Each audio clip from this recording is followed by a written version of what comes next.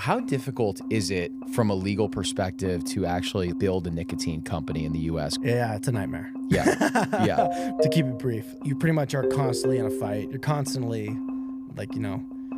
are on edge that someone's going to come after you. Yeah. So don't recommend it for anyone who wants a comfortable or stable profession. Nico, thanks so much for joining me, man. Thanks so much for having me. So you made the trip out from Spokane, Washington, From right? beautiful Spokompton. Heck yeah. Spokompton, is that what the kids call it? Oh yeah. Or Spoklahoma, or there's a few good ones. Nice. So you're on a little bit of a road show right now, just spreading the goodness of your brand, Nic Nac Naturals. Heck yeah. And I got to thank you because I think, so we probably have 5 or 6 people in our office that have been crushing Nic Nacs too. We've been going through it like fiends, man. It's such a great product that you guys have on. Hey, thank you so much. Really appreciate that. Yeah, you're fueling our productivity, honestly. Yeah. Good to hear. Yeah. Yeah. Yeah, awesome. I think they say that modern civilization was fueled off the backs of nicotine and caffeine, and I would say that that's probably true. Yeah, no comment on that, but Yeah. I got to be super careful. Totally. Obviously, nicotine's under a ton of scrutiny, so I won't be making any claims today. But, Totally. But that's awesome to hear, and I love getting your opinion on it. My opinion for sure, man. No, I'm super excited to dig into this because we haven't publicly talked much about nicotine. We're more of a podcast on nutrition, on the food system. We're digging more into like the general health and wellness space. And I think nicotine is a great topic. Obviously, like every gas station you go to, you see Zins everywhere.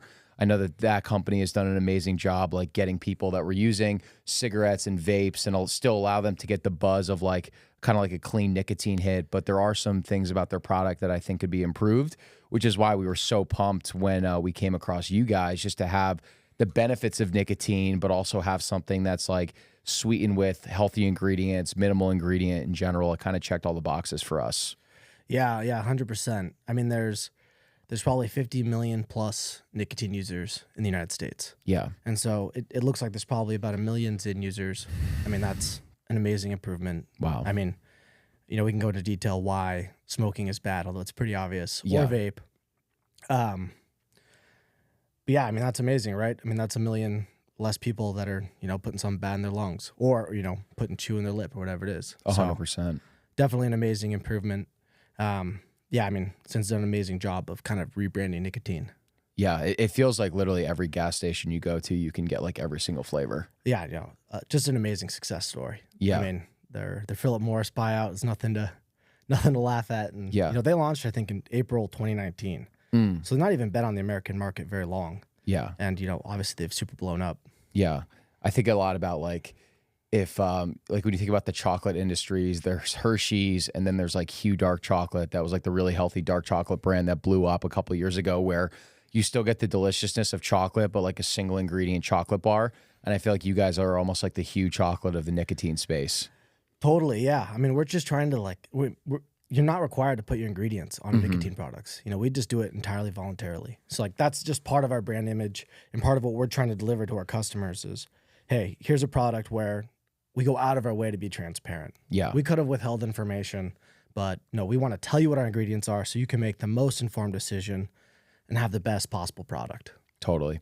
What do you think people should know about like the differences between tobacco itself and nicotine? Because I know that like if people know that I have like a nicotine pouch in or one of your nicotine mints in, they're like, oh, does that cause cancer? Does that not cause cancer? There's like a huge misconception around that. Great question. Yeah, I mean, there's tons of people that give us a hard time that, oh, you're going to give people cancer, you're going to cause strokes, whatever it is. Even the WHO, they have, the International Agency for Cancer Research. They say, hey, there's no evidence that nicotine causes cancer. Or even the U.S. Surgeon General, no evidence that nicotine causes cancer. Yeah. So, this isn't from us. Yeah. Not our opinion, but, the people at the top of medical opinions say that there's no evidence nicotine causes cancer. Yeah. And, we can look at, there's some interesting models for rodents. We don't have long-term science on humans using nicotine because it's honestly brand new, right? Like Zyn kind of launched that. Yeah. So we can totally get into that science if you want to, but it seems that humans metabolize nicotine pretty well. Yeah. We actually probably metabolize it better than like caffeine, for example. So if you're getting like the half-life of caffeine, that can be 5 to 6 hours. Mm-hmm. Whereas nicotine for most people, 1 to 2 hours. A guy like you, probably 45 minutes. Yeah, a little bit of a higher tolerance. Yep. Yeah. Liver's a little bit bigger. Well, it's actually nice to know because that's the issue with caffeine is like a lot of times I'll find myself needing to bang out some work at like 7, 8 o'clock at the office. I'm a little bit tired. I could use a little bit of stimulation, but I don't want to drink a cup of coffee because that's going to be in my system the entire night. Where it's like something like one of these mints, I could throw one in and I could still go to bed by like 10 o'clock and it'll be out of my system. Totally. Yeah, nicotine's really interesting. There's something called Nesbitt's paradox. And so with caffeine, you hit a threshold and then you start to get into that like really high cortisol area. You get shaky or, you have some degradation in performance at a certain level. Nicotine's really fascinating because when you do too much, it actually has a negative reaction. So when nicotine first goes into the body, you have this increase in dopamine, which has a lot of negative associations right now. But generally speaking, a little bit of dopamine keeps you awake. That's part of the stimulant effect. Obviously, nicotine is known to also stimulate the acetylcholine pathway. So both those things kind of contribute to more neurological activity. But what's interesting is when the nicotine levels go too high, then you start to see actually like kind of a slowdown. And that's why some people use nicotine to relax as well. Oh, interesting. Yep. And so, you don't get that like crazy overload like you do with caffeine. It's kind of interesting. It's pretty cool how there's like 2 distinct use cases for it too. Yeah, it's pretty wild. Yeah. That's an unusual compound. Usually most compounds go one direction. So for you, like starting this brand Nic Nac, was it something where you maybe started using Zins or nicotine pouches and you really enjoyed the compound, and then the more research you did, you're like, I think there's something here to maybe improve the space? Or what was that story kind of like for you? Yeah, no, totally. Actually, I never used nicotine. The first nicotine product I used was actually toothpicks. Oh, because that was the only I could find that kind of met my criteria. But basically, I was just a huge nerd and really got into biohacking. I did all sorts of wild, like multi-day dry fasts and you name it. I've done all sorts of weird stuff. Wow. So one of the things I wanted to try, because all these people were hyping it up, like Dave Asprey and you name them. I was like, well, I want to try nicotine. It's really interesting. Like, I just want to do the experiment. So I got these toothpicks, tried it. And it's like, okay, well, nicotine, I personally really enjoy it. It's like, and there's like totally this romantic side of nicotine that gets neglected that, people used to use nicotine to like maximize enjoyment of things. And so for me, every now and then I'll take a break. And I find that when I miss it the most is actually like when I'm socializing with my family. Like it totally optimizes those moments, especially like I come from a big family that likes to argue. Yeah. So for that, we're like the social lubricant. That's awesome. That's my personal use case. Yeah. But anyways, I wanted to find a way that was better than a toothpick because toothpicks are frankly like not a very good delivery system. Yeah. So I started investigating, how people get nicotine, what are the problems with it, how do we make it better? And, that's how we came up with Nic Nac. And, I think we've accomplished that. I think we found the single, this is my opinion, the single best way of getting nicotine into the human body. Yeah. So that would be our argument. And we can kind of get into details of if you'd like, why I don't love vape or pouches, but yeah. Well, I think you guys came up with like the best use case where I think everyone's been there where you throw in a nicotine pouch and you're out in public and you're like, what the hell do I do with this thing right here? And you're like stuffing it into your pocket, where it's like you guys put it in the form of like a delicious but healthy mint. So if I need to, I can just kind of chew on it. There's no like discarding mechanism that you need to do or anything like that. I can throw it in for a podcast. I couldn't be podcasting with you if I had a nicotine toothpick in. I would look pretty cool, but it wouldn't be ideal for a podcast. You would look great. Yeah. Yeah. There's no denying you'd look great. Yeah. But were there any other use cases for that you were thinking about for Nic Nac that ultimately didn't come to fruition that you were interested in? It kind of just like naturally evolved by itself. When I first started prototyping this thing, I literally was making it in the kitchen. So it was like learning confectionery techniques and, all sorts of wild stuff and, just basically freebasing nicotine and going for it. Yeah. But, it took a few years to really dial this in and get everything to where we liked it. And then some of it was serendipitous. Some of it was our own research. But, all those things kind of contributed to to ultimately the product that we have. I mean, obviously, like, you know, you see the pouches in the urinals, it's just disgusting. So Yeah. definitely don't want that. We're doing away with pouches at Nic Nac. My question for you, so if I just chewed one of the wintergreen mints, if you chew it versus leaving it in, does the nicotine buzz hit you faster? Does it go away quicker? Or is there really no difference? Yeah, there'll be a difference. Okay. It's going to depend on the person and how fast you absorb it. So the actual mechanism that we've patented for our company is the use of xylitol. And xylitol is a really interesting sweetener because it's a polyol. It's 1 carbon shorter than glucose. Glucose is a 6 carbon, so xylitol is just 1 carbon shorter. What it does, the scientific term is it's gram positive, but that means it preferentially feeds good bacteria while simultaneously killing bad bacteria. And what that does in your mouth is it gets rid of the bad bacteria that cause acidification. You don't want acidity in your mouth. Obviously, that can reduce your enamel, all those bad things. So there's good indication that xylitol may even remineralize your mouth because it gets rid of all those acid-creating bacteria, and then it makes you salivate. And when you salivate, your body actually releases minerals into your mouth. And so it increases your oral pH. So what we patented was this mechanism of using xylitol to increase oral pH so that you absorb the nicotine. And the reason why that's so critical is nicotine has to be in an alkaline environment for it to be permeable across membranes. And this is why swallowing nicotine makes you feel like crap. Yeah. Oh, so if you just swallow a mint or a pouch, a lozenge, you know, if you ingest just nicotine of any kind, it's going to cause all sorts of gastric distress because basically it's like nicotine is inherently spicy. So it's like you just swallowed like a capsaicin capsule or something like that. It's going to irritate your gut. So you want it to stay in your mouth so that it's crossing that buccal tissue, basically your gums, and going into your bloodstream and doing what it's supposed to do. Got it. So that's why you guys use xylitol. What are some of the sweeteners that competitors use? Because I've heard like that's one of the issues with like Zyn or some other I don't know if you can speak to it or not, but like just some of the ingredients and the formulation of like mass-produced competitors that are out there might not be ideal. Yeah, no, absolutely. I'll speak about artificial sweeteners in general. You know, big food in general loves artificial sweeteners. And the reason why is they're dirt cheap. They're the cheapest way to make food sweet. And the reason why is they're often 300 to 600 times sweeter than sugar. So you're talking about a very small amount can be used. You know, they're produced chemically in super large batches.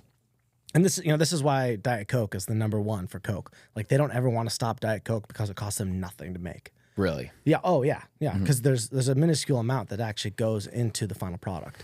You know, whereas sugar, yeah, it's 20 cents a pound. But that's too much money for them. Yeah. So they want the cheapest possible thing, and that's how they do it. So there's a number of artificial sweeteners, the most common being aspartame, some people call it aspartame, sucralose, and ACE-K, it's acesulfame, potassium. You know, just to kind of really quickly go over what I don't like about them. Aspartame in particular was rejected by the FDA, I think 3 or 4 times until it was, in my opinion, forced through. Now you're called a conspiracy theory if you question why that happened. But I think there's good evidence. It's one of the most complained about substances to the FDA. People have bad reactions to it all the time. So I think that safety research needs to be revisited. Sucralose is also a super common one. That's chlorinated sucrose, which, you know, doesn't sound that bad. You know, there's a lot of chlorine in a lot of things. Chlorine isn't an inherently bad molecule. Like salt is critical for living, for example, which is sodium chloride. But the problem with sucralose, it appears, is that it can degrade into something called sucralose 6 acetate. And when it degrades into that, the initial research indicates that it's genotoxic, which means it's bad for your genes, aka potentially cancer. You know, I think more research needs to be done there too. I wouldn't say anything decisively that, you know, causes any of these problems, but something like 20 to 30% of sucralose isn't accounted for, you know, when you consume it. You know, the other 70, 80% you can see is like excreted, but where's that other 20-30% go? I mean, it's possible it's excreted over a longer period of time, but it's also possible it's degrading and turning into a genotoxic compound. So they also could be bad for your gut. There's the potential that they cause gut dysbiosis, aka, basically like an antibiotic effect. Yeah. Like damaging your gut flora. So I'm not a fan of artificial sweeteners. I think that there should be a lot more rigorous safety studies on those. Definitely. I didn't know that about Diet Coke, but that intuitively makes so much sense. Like a sweetener, synthesized in a lab versus sugar that actually has to be harvested out in a field. Of course, that's cheaper, and that's what Coke would want to be pushing too. Yeah, and again, synthesizing chemicals isn't cheap. Like if it was the same amount, making a chemical versus getting sugar from a field is way cheaper. The reason why is that sweetness factor. So if something's 600 times sweeter, you need just a minuscule amount. And so that's the idea, is that you're replacing a large amount of a chemical with a tiny bit. Wow, 600 times sweeter. Yeah, that's incredible. Have you ever read the book? I've talked about it a bunch on the show. It's called The Dorito Effect by Mark Schatzker before. I haven't read it, but I've hung out with food chemists, and any food chemist will tell you that Doritos are like the ideal food. They're the most perfectly engineered food ever made. Yeah. There's actually, you probably already know this from this book, but there's something in your ear that creates pleasure when you chew. And what they did with Doritos, the combination of like salt, MSG, and the crunching sensation, they literally designed a product that you can't stop eating. For a lot of people. Obviously, some people have more self-control. Definitely. But yeah, no, it's one of those things where it was obviously very devious, but they certainly accomplished their goal. Yeah, that's one of the things that we say is that if you're eating a product that needs like a food scientist to make it, you probably just should stay away from that product altogether, and you'll be way better off. 100%. Like use God as your food scientist, and you'll be okay. Definitely.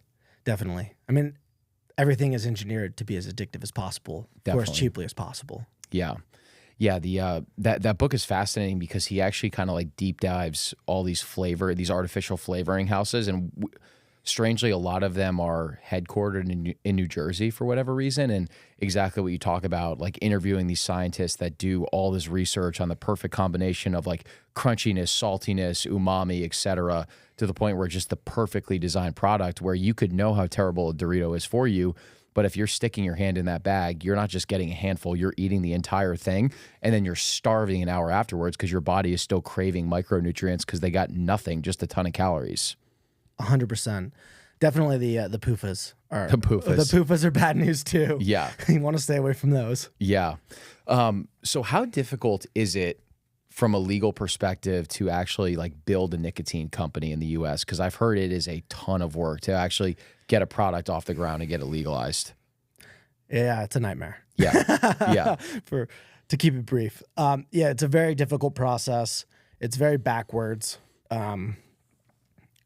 You pretty much are constantly in a fight. You're constantly are on edge that someone's going to come after you. Yeah. So it's a nerve-wracking experience. I don't recommend it for anyone who wants a comfortable or stable profession. It's very difficult. You have to work directly with the FDA. You have to do incredibly expensive studies. So we're constantly doing these ridiculous studies. Well, my opinion that they're ridiculous. Yeah.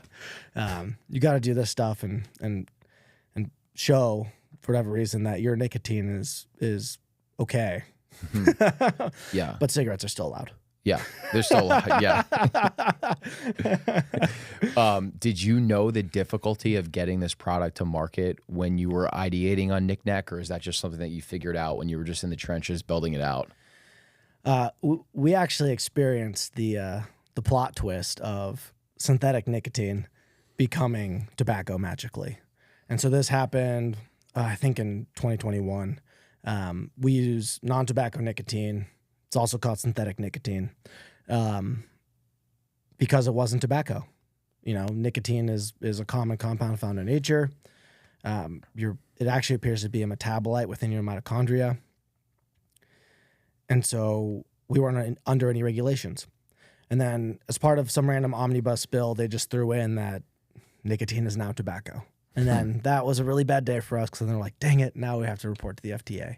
And so we've been learning and adapting to that process. It's not easy, but we're keeping our heads above water. So even though you're using non-tobacco nicotine, they just decided to classify it as tobacco. Correct. That's insane. Yep. So just a random bill is, literally an omnibus bill. They just randomly, just some subline. Oh, by the way, all nicotine is now tobacco. I feel like when you start to do your research, you just like you're just almost blown away by these like classifications and these laws that are just passed too. Like even with the meat industry, there's a specific type of law where as long as the cow was fed grass at some point in its life, even if it was fed grain like 8 months before it was slaughtered, you could still legally label it as grass-fed meat. And so people are like at Walmart, they're like, oh, wow, I can buy grass-fed meat for $7 and it's good for me, when it's really just grain-washed beef. So like whether it's meat, whether it's nicotine, whether it's the beverage industry, there's just all these weird like legalities and loopholes that just don't make any sense that you're beholden to. 100%. Yeah. No, it's a mess. Yeah. Yeah. So you guys have to report into the FDA. How long did it go from idea in your head to like being able to actually sell this product D2C on your website? It took us 3 or 4 years. I mean, we're still a new company. We've really been at this for real for about a year, and we're still perfecting things. We still make mistakes, but we're trying to get everything as dialed as much as we can. But yeah, about 3 to 4 years. Yeah, to really get humming. I love it. What were you doing before? I've had a mix of stuff. So yeah. Anyways, I started off as an electrical engineer. I did some defense stuff in California. I didn't feel good about that ethically. So I got out of that. And then as an electrical engineer, it's like, okay, what are my options? So it's like, well, I'll get into the utility space. Like the scale seems cool. Tried that out. Way too dull. Got bored of it so fast. So I got my MBA. And then I started working for my dad's company, which was in specialty sweeteners and supplements. And so that was kind of an opportunity for me to follow my passion, which was already health, nutrition, biohacking, all the stuff that I loved. And I developed that love just in college because I just love the gym, love playing sports. And I also had like really bad migraines. And so, it kind of came out that migraines are probably causing brain damage every time you have one. And I was like, well, that's probably not good. Yeah. So I got really committed to getting rid of my migraines naturally, getting healthy, because I was just not healthy. I was born in the 90s, raised on taquitos and Diet Coke, Yeah. So, still going through that health journey, but we got really committed to that, got healthy enough where, I haven't had migraines for years, which is just amazing that that's possible. But anyways, got to pursue that passion, working for my dad, learned a ton about sweeteners, ton about supplements. And so that was pretty cool being in the industry. And then just, like I said, one of those things that kept popping up was nicotine in the literature. And so I wanted to learn more about it. And I was like, well, here's a major problem. Let's see if we can solve it. Yeah. It feels good to attack a major problem too. Like I know that there's probably been, especially as a founder right there, I feel like sometimes as a founder, you almost feel bipolar where it's like this constant fluctuation between the biggest win and the biggest high you've ever had. And then like, it feels like everything's going to blow up the next day too. But there's just so much respect that I think people have for founders that are truly attacking a difficult problem where it's like, there's obviously like 1,000 different products that you could have done that probably would have been easier to get it to market. But I think the weight of your success is also based on like the weight of the difficulty of the problem that you could attack too. I think a lot about, I don't know if you've heard of Ziki. It's this, it's a food truck in Austin. It's like, there's probably about 10 in Austin. It's all seed oil free. They're basically these modular pods where the founder gets them made at the Tesla Gigafactory. It's all regenerative food. So it's like Greek Mexican fusion, but everything's cooked in beef tallow and it's regenerative, like organic ingredients. Sounds amazing. Yeah, right. So like attacking one of the hardest industries with the lowest margins, with the most expensive ingredients. And so difficult to be able to get those trucks launched and people just like line up and crave it in town because this is like a problem that so many people want is like, look, when I'm not cooking at home, I would love a great but delicious option when I'm out, and he's getting rewarded for that success. And I feel like it's very similar to you where like there was something in your head that was just calling you to explore this thing. And it's obviously incredibly difficult, but it's a problem that you're solving for people and it's going to be rewarding as part of that journey too. 100%. Yeah. We have customers email us all the time, just amazing stories. And it really helps you step back from the day-to-day monotony of just fighting. Yeah. Especially with startups, they're incredibly demanding. it's just when you think that things are starting to turn a corner, 5 other things pop up, and it's just without fail. Yeah. And I'm sure it'll be that way for a long, long time. But yeah, no, you have to step back. You gotta appreciate your wins. Step back, appreciate your wins in the big picture, because they've certainly been earned. And then also, yeah, for sure, you got to look at those little gems and appreciate them, because they totally make it worthwhile. Yeah, you almost have to have a sense of humor in this whole process too. Like sometimes with my partner Harry, who couldn't be here today, like sometimes when shit just blows up, we'll just look at each other and laugh, because it's like, what else are you supposed to do? Yeah, nothing else you can do. Yeah, just got to make the best of it. Do you feel like, because we talked about popping our crosses out before the podcast started, do you feel like being an entrepreneur has given you more faith in God? Because I feel like it definitely has for me, and I'm curious for you too if you feel that at all. Oh yeah, for sure. I mean, I believe in providence, so it's just become more evident that God's hand is involved in everything we do. So, and I think that's true even when things don't go well. I think that's not to get too theological, but submitting to divine will. Yeah. So that's probably one of the more difficult things to do in life, but ultimately the most fulfilling. Yeah, we can get as theological as you want, by the way. I'm easy. Yeah. I've found, I was actually we do this little Christian men's group in town called The First Appointment. So it's supposed to be like the first appointment of your day. So we'll hit like a 30-minute run, and then we'll read some scripture afterwards. And one of the things that we were digging into in the men's group today, I find particularly with me, where when things aren't going well, I'll pray to God, and then things start to go really well. And then I notice that my prayer almost becomes a little bit less frequent, not intentionally, but I think there's a subconscious thing of like, all right, I've got this. And then things will go wrong, and then I'll go back and pray, where I'm like, no, when things are going great, you should be praying just as frequently as if things aren't going well. And you should be grateful regardless of the highs or the lows too. And I'm sure that's something that you resonate with. 100%. And I'm totally guilty of the same thing. You know, it's very easy when things are going well to just be, kind of grooving. Yeah. And it's easy to forget. Yeah. And, gratitude is something that we really ought to cultivate. It's so critical. It's so critical for longevity, for outlook. Yeah. Especially if you have kids. I have kids. Yeah. For raising a family, because it is hard. It's you work you work all day long. That's pretty much all you do. And you got to be grateful for your wins, be grateful for your family, and it's definitely good for both. Yeah. It's good to remember. It's cool how you have that electrical engineering background, and then you're also really spiritual too, because you would almost think, an outsider would think, oh, those things are probably mutually exclusive. Yet I've actually met a few different engineers that are also very faith-based too. So were you always faith-based, or was it something that you kind of came into later in life? I'm just curious. I've definitely gotten more into it. I'm a cradle Catholic. So, I'm super blessed. I come from a huge family that, divorce is non-existent. Yeah. And we get together once or twice every week and we argue, but in a good way. Yeah. And about all this stuff, we get into theology like crazy. We get into nutrition like crazy, you name it. And it's very no holds bar. So we're not afraid to hurt each other's feelings. Yeah. And it's awesome. That's like one of my life's great joys is the ability to spend time with my family and with my really close friends too, and just kind of bash each other. But in a way that's super loving. Yeah. So no, I'm super grateful for that. I definitely have grown more into my faith in the last few years for sure. And a lot of that's been through trial, which is great. This is like King David, right? Think of how he came into his kingship. Yeah. It's all by trial. And so, those trials make us in a lot of ways. Yeah. I'm similar to you, where was cradle Catholic as well. Went to school in Boston, kind of fell away from my faith.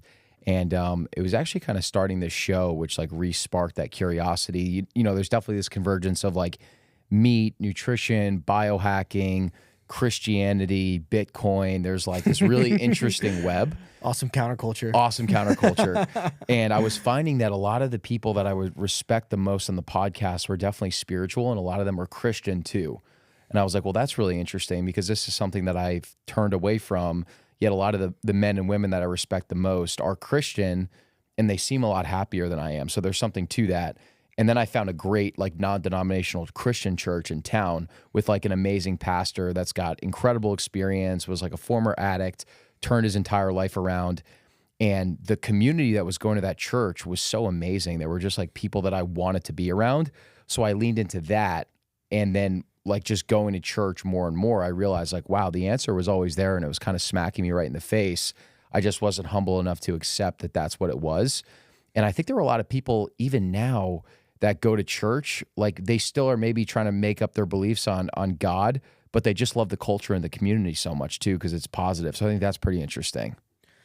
Yeah, absolutely. Absolutely. You know, I think it's, you know, it's the most critical part of our lives. It's what gives us purpose. It's how we set our aim. It's also the people we're closest to. You know, it's critical for community, for family. And it's also critical for you know, understanding death. You know, we're all going to die. Yeah. And, you know, this is one of the things that I've been learning about recently is, you know, how do you die with confidence? You know, do we trust God enough to die gracefully? And so I think that's a big challenge. I think that's a big challenge that whether or not we want to admit it, it's kind of knocking on the door always. Definitely. Our own destinies and eventual deaths. For sure. Yeah, man. And that morality is such an incredible thing. And I think it's like understanding that morality, which is more likely to make you want to pursue something that's as difficult as what you're doing or what we're trying to do with Meat Mafia and Noble too. I just remember thinking like, you know, I was in between this safe tech sales job and I was, you know, the podcast was starting to grow and I had all these dreams and visions. And I'm like, dude, like this is probably the best opportunity you've ever had to actually make an impact and do something entrepreneurial. And like, are you going to regret if you don't do this when you're like 75 years old or even when you're 45 years old and you have kids and you're too old to make that switch from something safe to something that's unknown? So I feel like that's something that has always kind of been that silent reminder to me to just like actually go for it and do something that's a little bit more unsafe. 100%. I think too, like as men, we want to be brave. Yes. Like for me, like deeply, I want to be a brave person. And so in order to achieve that, you have to like exercise, you have to practice that. Yeah. You know, you don't just, well, this is my opinion. I'm sure some people are naturally just really brave and maybe I'm a wiener, but to me, it's like, I want to put myself in these uncomfortable situations so that I can, you know, test myself and go to that next level. And, you know, I'm not going to get there unless I have the guts to do it. And in a lot of ways, of course, that's faith, right? Faith is the courage to do the things that, you know, you probably, the other half of your brain is telling you not to do. Definitely. Yeah. It's like feeling that feeling of fear and like taking a step in spite of that feeling. Like that feeling actually, like you said, maybe there are some outliers where they don't have that feeling, but for me, I recognize when I don't have that like amazing nervousness or jitters or excitement, that's probably a sign that I'm not living my life the right way. Yeah, you're not on the cusp. You're not on the cusp. Yeah. For sure. Yeah, like for you to be here, right? It's like you're in Austin, you're on our podcast, you're going to be going on Luke Story's podcast, you're going to Nashville, like promoting this healthy nicotine brand that's literally yours, that's taken you 4 years. Like, I mean, how good of a feeling does that feel? Like it's like you created something amazing that's adding value to society. Yeah, it's amazing. You know, I certainly wouldn't say it's healthy, but just again, because I can't say anything like that. Yeah, but I can. No. Yeah, I'm not gonna argue with you. Yeah, but no, it feels good. It's definitely a great moment to pause and step back and be like, wow, you know. I've done something interesting enough that someone wants to talk to me about it. Definitely. You know, and you know, praise the Lord for that, right? Yes. You know, because you know, I couldn't have gotten here without my amazing team. And, you know, again, like a lot of these things were just providential. Like, when we first started doing this, I wanted to use xylitol because I wanted a natural sweetener and I wanted something that, you know, at least wasn't associated with anything negative in terms of oral effects. And so there's a lot of stuff indicating that xylitol is great for your teeth. And then I was trying to figure out why these other things had caused so many problems. Like, why does tobacco cause gum, tongue cancer, all that? And, you know, people have stated in the past, oh, you know, there's fiberglass in chew or whatever. And it's like, no, probably not. I think more likely what they're doing is using sodium carbonate. Yeah. Which is a pH adjuster. And this is in all the pouches too. And this is going back to our conversation about like the pH. You got to get the pH up to get the nicotine to be absorbed. And so it seems like a good idea, right? Let's up the oral pH with sodium carbonate, which is like the more alkaline cousin to sodium bicarbonate. It's not baking soda. It's actually more alkaline. And generally speaking, it is a great idea. It's super effective. But the problem with that is when things are too alkaline, they actually cause like a caustic burn. And so there's a study called, is sodium carbonate a causative factor for oral lesions? And, this is a preliminary study. So, we don't know for sure. But what the study found is that there's some likelihood that sodium carbonate is inflaming and irritating the gums because it's causing a caustic burn. This is like if you've ever mixed concrete before. If you get concrete on your skin when it's wet, like the lime in it will burn your skin. Wow. It's the same thing. It's the same concept. It isn't as caustic as lime, but it's still caustic.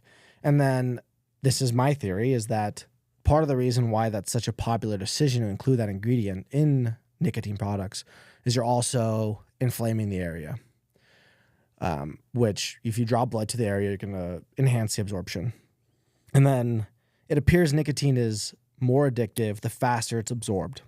So the quicker the uptake, this is why smoking is wildly addictive, in addition to other chemicals that are in tobacco, and the oral fixation. There's a bunch of reasons why smoking is crazy addictive.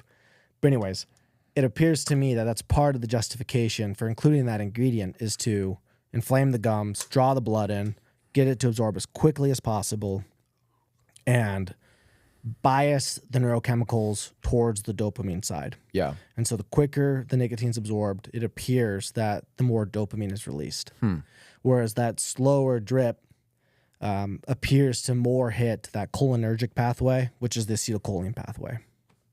One thing I will say to everything you're referencing right now is I do feel like the buzz from Zyn, I feel it a lot faster than with you guys. Like Zyn is like an almost immediate rush.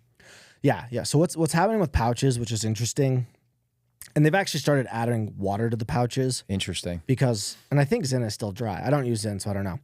But the thing with those pouches is nothing is going to go into solution until your saliva like saturates the pouch. Yeah. And then it's just bound up, I believe, in cellulose. And then pretty much it just hits all at once because it's all dumped.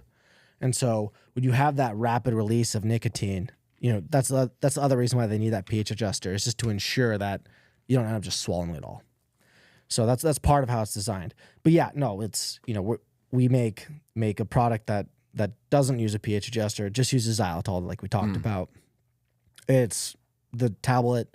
For me, they last me about 45 minutes. I know some people salivate more than me and they last 15 minutes. But that's a much longer delivery time than Zyn, which is probably, by the time it saturates, it might be a 10-minute delivery. Yeah. For some people, it's even faster than that. Yeah.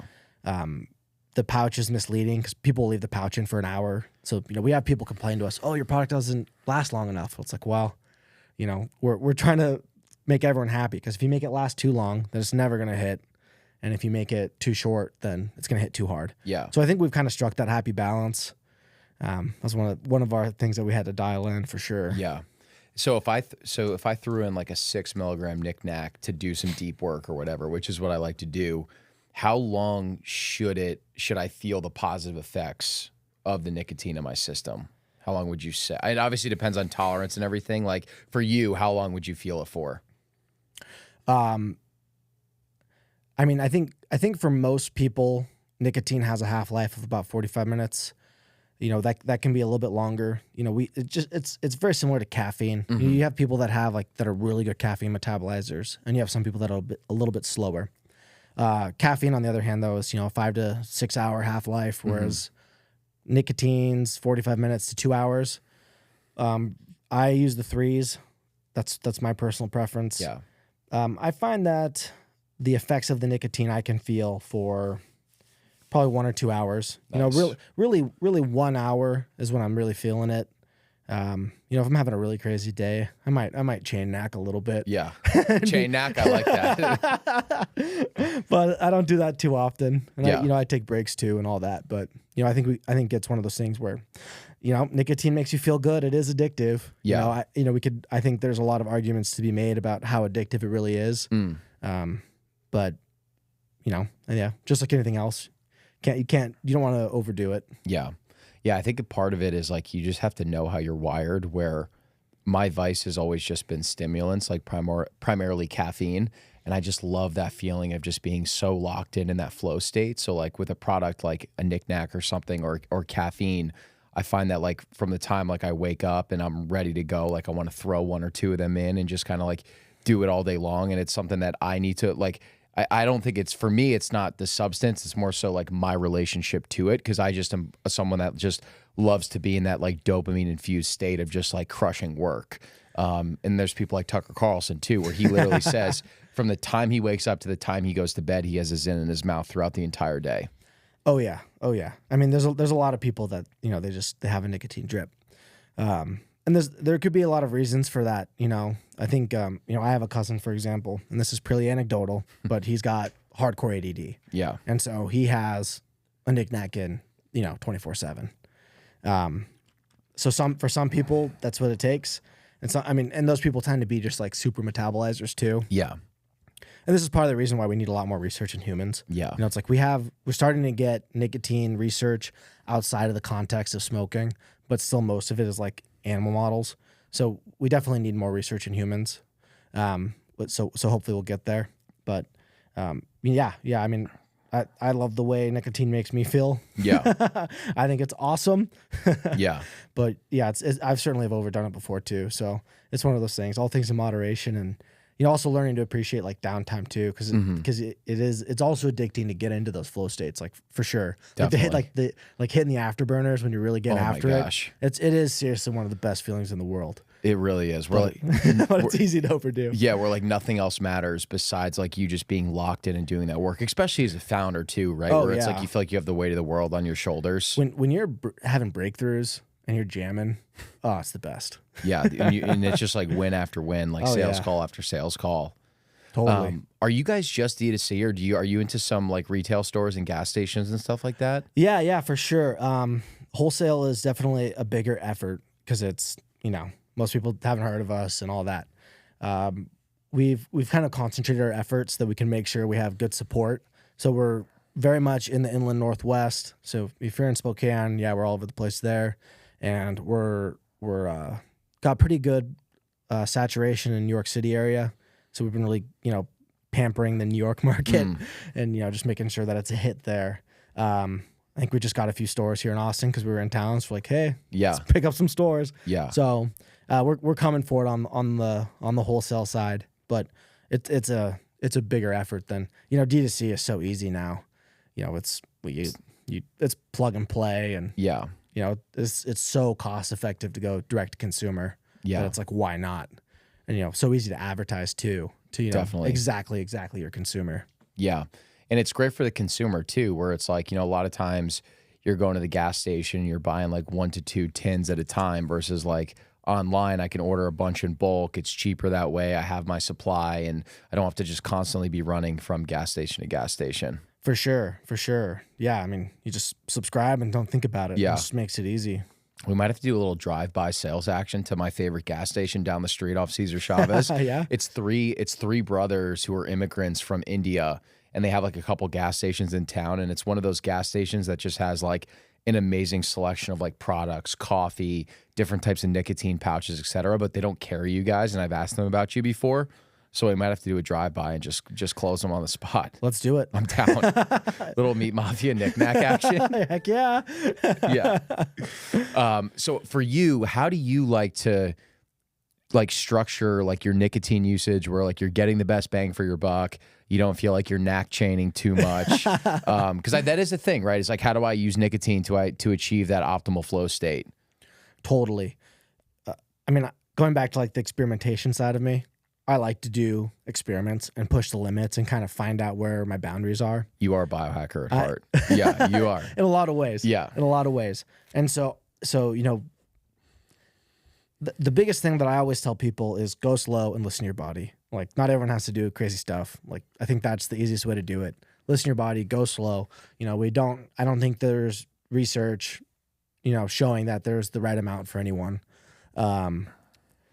So that's what I would say for most people. For me, I think it's been fun to mess with. I mean, one of the experiments I just did was, can I use a whole can in a day and then the next day not have any? And I actually ended up taking like a multi-week break after like building up my tolerance a ton, and then I just stopped to see what it was like.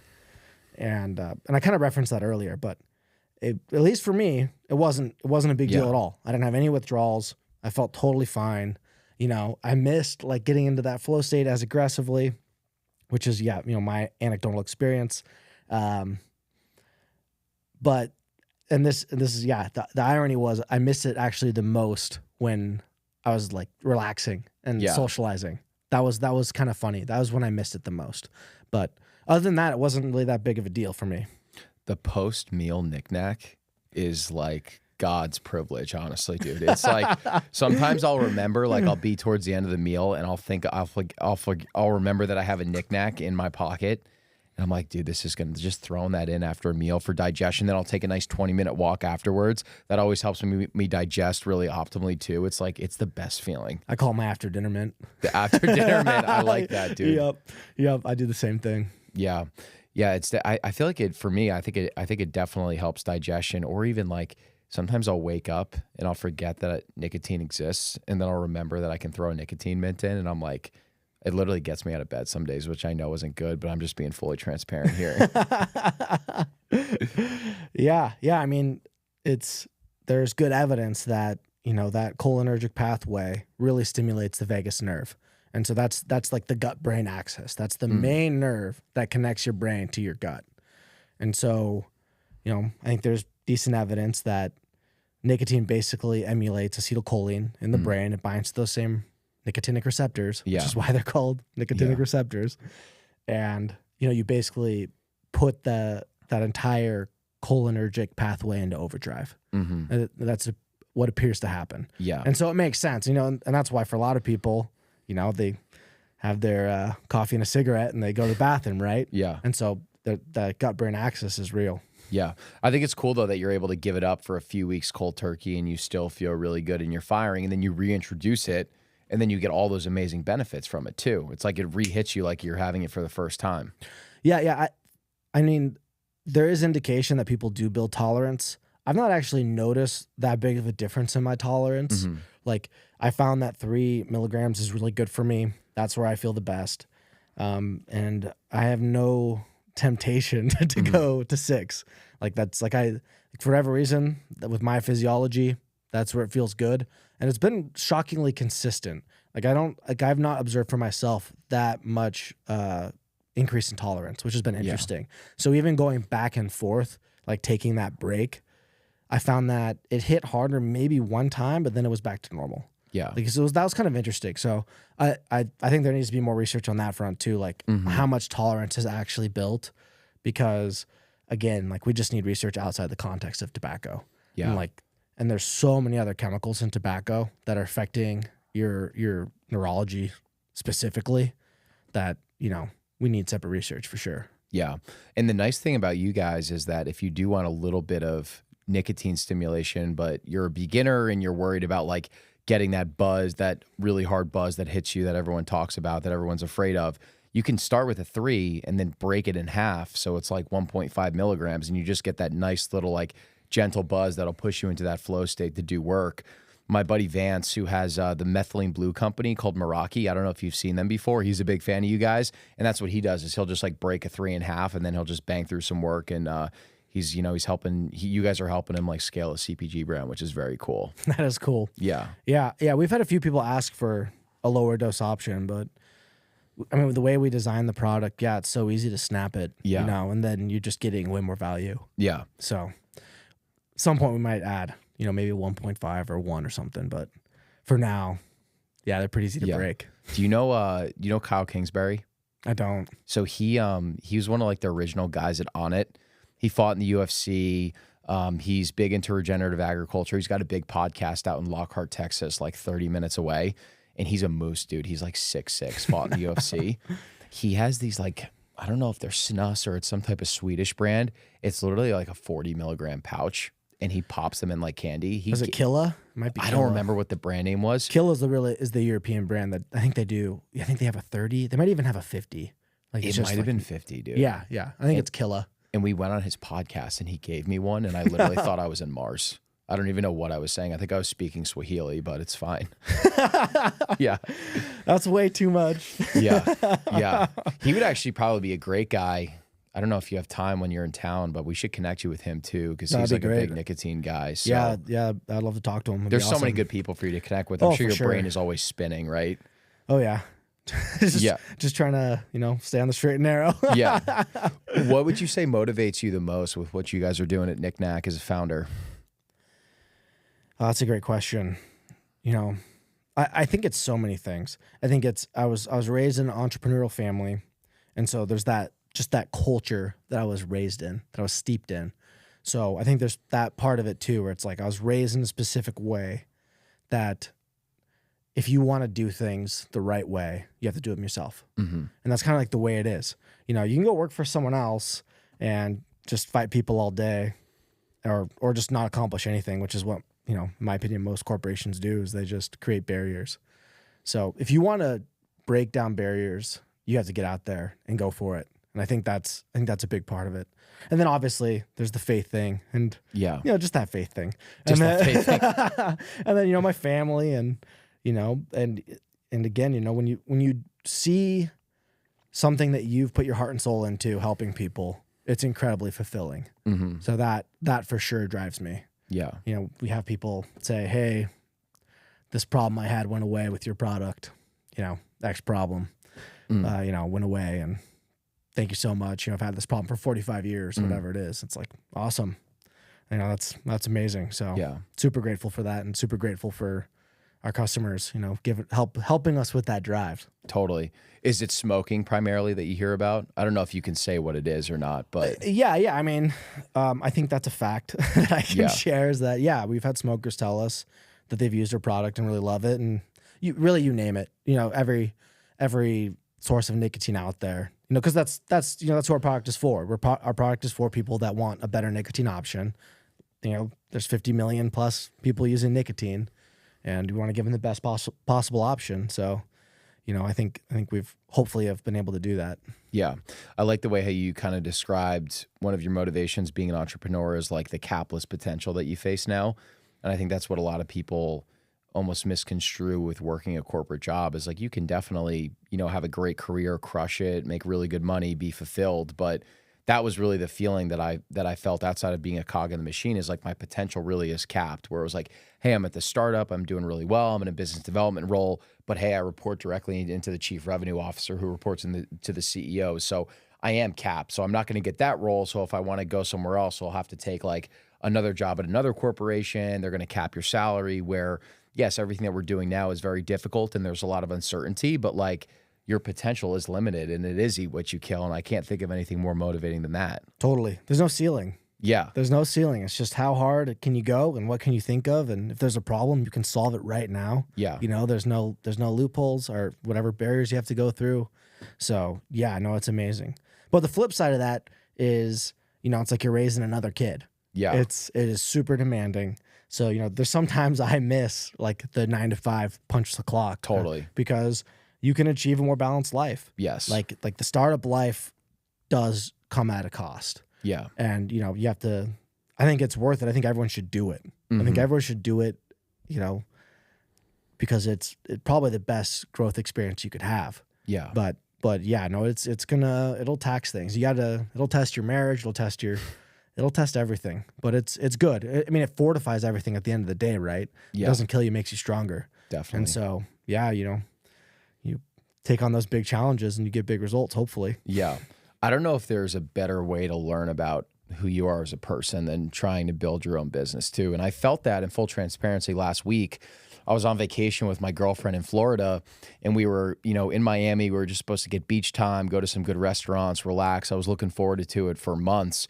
And then we had a bunch of big, great things happen with our businesses here. And I felt like it almost took me like 2 full days to just kind of unplug. And like, even when I was at the beach, I was like, pulling out my phone and just like thinking about 50 different things at once. So I was like, I don't even feel like I can really get settled here, because if I'm not working on the business, no one's working on the business. And that was just kind of like a moment of just transparency of like, I probably do need to do a little bit of a better job, just like relaxing when I'm in the moment, work when I'm in the moment too. And unplugging is good, but I just feel like I haven't really earned that right to unplug yet. So I'm right there with you. Yeah. It's like impossible to detach. Yeah. You know, when you're that invested, and that is the thing about startups, is you just are always thinking about them. Yeah. You're just constantly thinking about whatever's at the forefront. And, you know, turning that off is no small feat. Yeah. So yeah, I'm hoping to take a vacation one of these days. But Yeah. I think I'm gonna have to go for at least a week because, like you said, like the first 2 days, you can't even unwind yet. Yeah. You need 3 days just to get over the hump. Yeah. For your body to accept the fact that Yeah. like, hey, this isn't go, go, go right now. We're actually just going to chill. 100%. Yeah. You're just in like fight or flight mode, I feel like. Totally. Yeah. I mean, and that's the bad part of it is it's, Yeah. you know, it's aging. It's stressful. Like I got more gray hairs than when I started. Totally. Like that's the way it is. But it's at the same time, you know, I guess we could even get into like the overemphasis on longevity. You know, like going for quality over quantity. And I think startups fall into that category of super taxing, will probably shorten your life a little bit. Mm-hmm. Probably the hardest thing you could do, but probably nothing more worth doing. Yeah. So that's the awesome part of it. And the romantic part of it too, right? Yeah. Like that's what, like the very meaningful part. You know, we have this like meaning crisis, and it's like, hey, you want to find some meaning. Yeah. Go put your ideas on the line, your heart and soul on the line for everyone to judge too, right? Mm-hmm. You know, because you're going to try to deliver this product, and you know, a lot of people are not going to like it, and that's the way it is. And you just have to roll with the punches. Yeah. Yeah. It's a really good point. I think about that a lot. Like the biohacker that almost takes Andrew Huberman to literally where they have like a 50-step morning routine. Every piece of meat that they touch needs to be grass-fed, regenerative. If it's not spring water, they're not drinking it. You know, they're literally never staring at blue light. They're not touching seed oils at all. And it's like, I respect a lot of that in principle, but I also think that the purpose of doing, you know, prioritizing health and wellness is that you can have like tremendous force output as a human. And I think it's like you build up this great metabolic machinery so you can do really hard and really difficult things and maybe not be optimized for a period of time. I feel like for me, it's like a dance between those two states. So I don't know if that's something you think about or you agree with or you disagree with, but I've been thinking more about it. Yeah, no, totally. I agree. I mean, I tend to fall in the more orthorexic category. Yeah. You know, I try not to ever pretty much eat seed oils. I'll do it like maybe twice a year. Yeah. You know, where it's like, you know, I'm at a wedding. I got to eat. I'm just going to enjoy. Yeah. I mean, I'm here to enjoy. And, you know, and actually, I think you're right. I think I probably should be more relaxed because there's something to be said about just the power of your perspective. You know, there's a lot of people that don't have negative health outcomes, even though they're living a bad lifestyle, just because their mindset is so good. You know, it's like the power of just being grateful and perceiving things as good. Like that has such a profound physiological impact that it can often negate a lot of the insults, which is, I think, fascinating. Yeah. So if you're the person that's, I think, going for it to be perfect and it's obsessive and it isn't positive, then I think you're going to hit diminishing returns and like probably faster than you might realize. Yeah. Whereas if it is something that is fulfilling you and you're upbeat about it and you're finding that balance where it makes you feel good, but it isn't your life and your identity, Yeah. then I think that's probably positive. Yeah. So I think that's all, you know, all of us got to figure out that balance, but Definitely. it certainly can become like quasi-religious, like with the orthorexia. Definitely. Definitely. Yeah. And it's like, you know, the orthorexia should come with you like doing something great with like a business or building something of value to society on the other side of you getting great health, not just like that, you know, your routine or this lifestyle is just like the singular focus of what you pursue, unless it's actually like you could turn into a business, which is amazing. Which is great. And I'm grateful to those people that do that. Yeah. Like, I think that's awesome. They're really crazy biohacker guys that like, they literally, it's their profession to just like show off their blood work and do crazy stuff. Yeah. I'm grateful to them because I can't do that. And I want to know what they figure out so that I can implement the things in a more practical manner. Yeah. So, you know, yeah, I'm going to see blue light. That's the way it is. Yeah. But, you know, I'm going to try to mitigate it when I can. Yeah. Are there any non-negotiables when it comes to your health that like really feel like they help you function as like a founder, a husband, dad, etc.? Yeah. There's a few things that I think I really try to make sure I always do.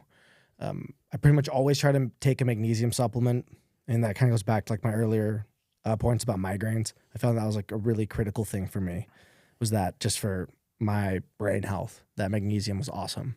So I love magnesium. I always take it.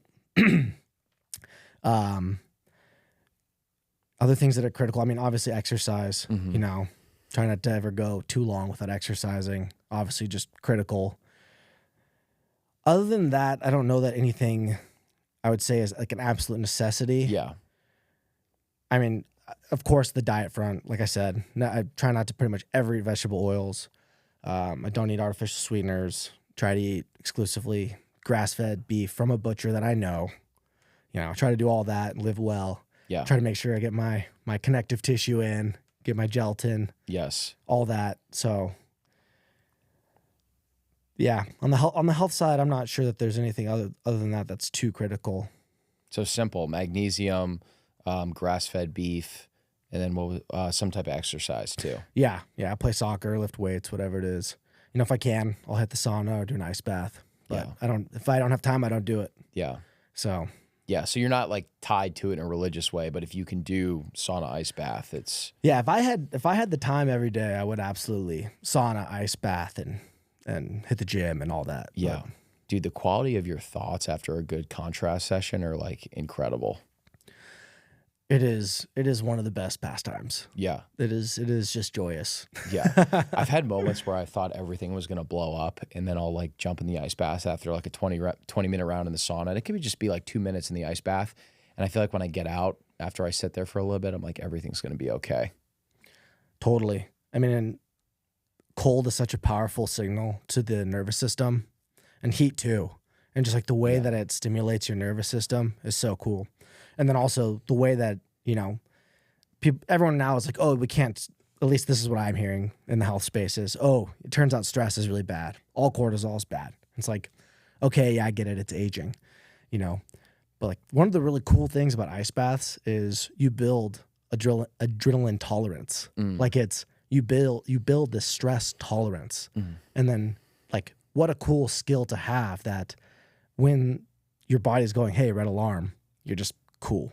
Yeah. Like you're just like, no problem.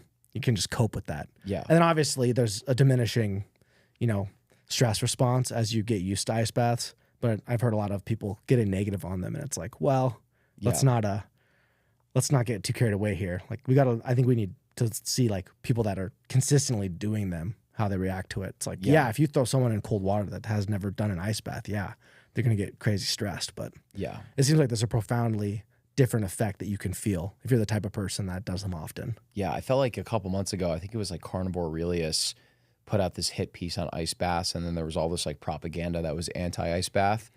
And I'm just like, do you feel good when you do it? Well, if you should, I think you should keep doing it too. I just try and keep it simple. Yeah. I mean, again, this goes back to like listen to your body. Yeah. I mean, it's not that complicated. If you feel good doing it, more than likely it's probably good. Yeah. Like I find it obviously super anti-inflammatory, super energizing. It's like, I don't know, I feel pretty damn good after an ice bath. So totally, I'm gonna keep doing it. Totally. Yeah. Me too, man. What's the best way for people to connect with you if they want to learn more about Nic Nac, if they want to order Nic Nac, learn more about what you guys have going on? Yeah, absolutely.